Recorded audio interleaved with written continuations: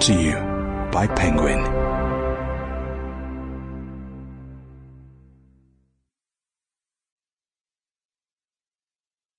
The Everything War by Dana Mattioli. Read by Caroline Hewitt and Dana Mattioli. For my son, Beckett Walker, and my mother, Diane Mattioli, the strongest person I know. Author's note. This work is not the product of Access journalism.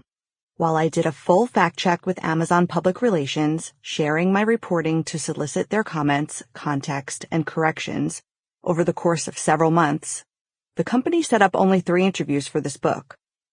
The company-approved interviews were with senior employees, but not members of Amazon's most senior team of executives, the S team. The conversations they set up were brief background phone interviews.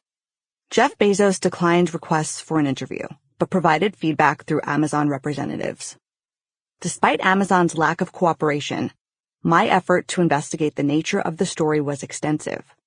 I spoke with more than 600 people, including current and former Amazon employees, and the company's competitors, including CEOs, sellers, small business owners, and others who have directly or indirectly been impacted by the company's reach.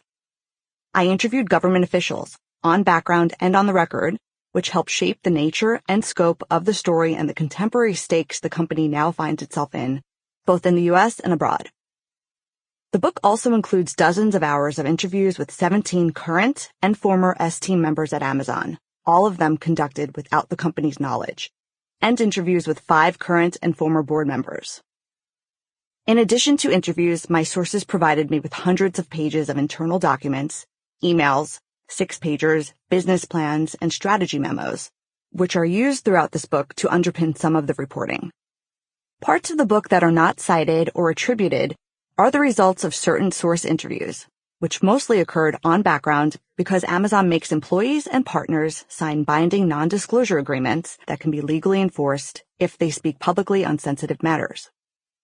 Given how many industries Amazon is in and how extensive their power, I also wanted to focus on those who have been harmed by the company, and in doing so, spoke to numerous victims whose stories and experiences have been essential to the work. I am grateful to all who spoke with me and allowed for their stories to be told. In 2019, I became the Wall Street Journal's Amazon reporter. It was a beat I sought out after 6 years of covering mergers and acquisitions at the paper. During that period, Amazon was repeatedly invoked by companies across industries as a source of fear, causing some of them to strike mergers to try to insulate themselves from Amazon's onslaught. While covering Amazon, I focused my coverage on Amazon's business practices, and some of this book builds off of that work. But over the course of my reporting, I realized the story is much more significant and deeper than any article can convey. This book is the result of my efforts to tell that larger story.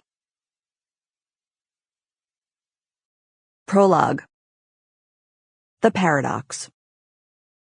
In January 2017, a 27-year-old law student published an article in the Yale Law Journal about one of the world's most powerful corporations. It led off with a remarkable claim. Amazon is the titan of 21st century commerce. In addition to being a retailer, it is now a marketing platform, a delivery and logistics network, a payment service, a credit lender, an auction house, a major book publisher, a producer of television and films, a fashion designer, a hardware manufacturer, and a leading host of cloud server space. Although Amazon has clocked staggering growth, it generates meager profits, choosing to price below cost and expand widely instead. Through this strategy, the company has positioned itself at the center of e-commerce and now serves as essential infrastructure for a host of other businesses that depend upon it.